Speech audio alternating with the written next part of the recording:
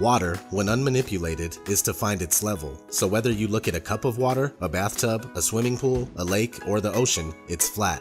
Of course, natural motion is not considered and doesn't equal a curve. We have zero authentic pictures of the Earth and they're all composites, and NASA even admits that they Photoshop Earth images. It is Photoshopped, but it's has to be.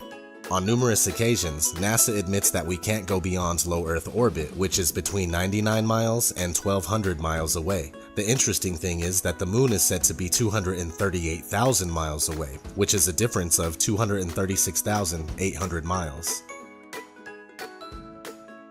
No matter if you're on the ground, on top of a building, a mountain, a hot air balloon, an airplane, or looking at high-altitude amateur balloon footage, the horizon never fails to rise right to your eyes.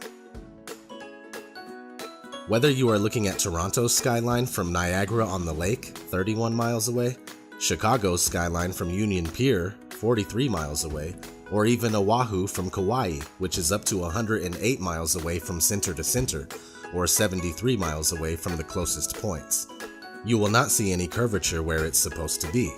According to the Pythagorean theorem, which states that the curvature of the Earth is 8 inches per mile squared, Oahu should not be visible whatsoever, but you can see the whole thing. In 1887, Albert Michelson and Edward Morley conducted what's known as the Michelson-Morley experiment. This experiment was attempting to prove the speculated motion of the Earth around the Sun, and when it failed, Albert Einstein was forced to form the theory of relativity to overcome this problem. In fact, anytime mainstream science is faced with undesirable results, they create a workaround, which isn't real science at all. The Sun is claimed to be 93 million miles away, with a radius of over 400,000 miles, but can easily be proven to be much closer and smaller by tracing the crepuscular rays back to its origin in the sky.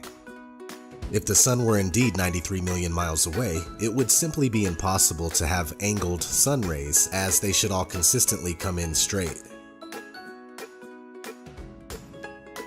According to the globular theory, a lunar eclipse occurs when the Sun, Earth, and Moon are in a direct line, but it is on record that since about the 15th century, over 50 eclipses have occurred while both the Sun and Moon are visible above the horizon. F.H. Cook, The Terrestrial Plane. It's a common misconception that the shadow of the Earth causes moon phases. Even the pastors and priests of the science religion readily admit this fact. The interesting thing about moon phases is that they are always the exact same 8 phases repeated. But if we were circling around the Sun, these 8 phases would inevitably be reversed from the summer to winter seasons.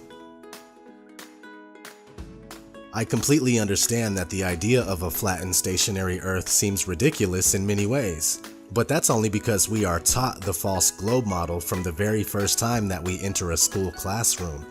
Not to mention the first time we are introduced to the concept of a flat Earth, it's depicted as a highly laughable world where ships, boats, and water would run off of the edge. So I do get it, but it's all part of the deception. I've spent 30 years of my life believing that we were on a spinning globe. It wasn't until I unbiasedly and scientifically investigated the flat Earth claims that I started to realize that there is more to this theory than I originally gave it credit for. Now, after almost 2 years of research, I'm certain that the Earth is flat. We are told that the Earth spins at 1,040 miles per hour, while the Earth travels around the Sun at 66,000 miles per hour. Meanwhile, the whole solar system is going inside the Milky Way galaxy at a speed of 490,000 miles per hour. And finally, the entire Milky Way galaxy is darting through infinite space at over 1 million miles per hour. Most people believe this. And yet every experiment ever conducted to prove even the simple spin of the Earth has failed. The same thing goes for curvature. It's never been proven, and the only time we see it is in movies, NASA CGI, or when we're looking through a distorted fisheye lens. With all that said, please continue to research critically and don't be afraid to ask reasonable questions and speak out.